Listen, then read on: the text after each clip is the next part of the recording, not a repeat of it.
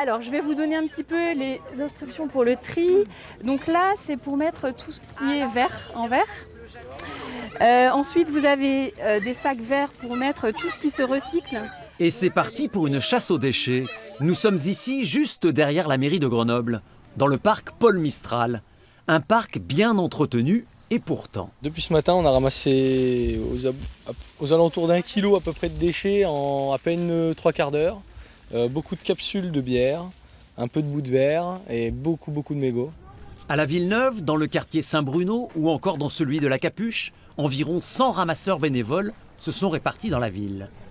J'ai fait l'année dernière les manifs pour le climat parce qu'en fait je me dis que on peut pas en fait laisser la nature comme ça parce que pour les générations futures et que elle appartient pas qu'à nous et que c'est très égoïste de polluer.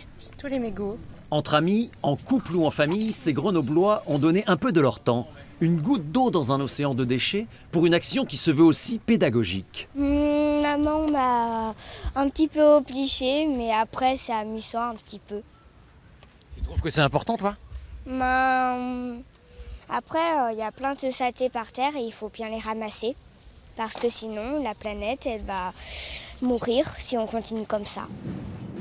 Et voici le résultat de 2 heures de ramassage. La première chose, c'est de participer à l'accélération de la transition, quoi. Il faut aller vite là maintenant. Donc voilà, il faut essayer de trouver des choses pour que ça soit sympa, qu'on se mette à l'écologie de façon sympa, quoi. Et d'aller plus loin. La journée citoyenne zéro déchet s'est poursuivie autour de stands pour parler tri, compostage et recyclage.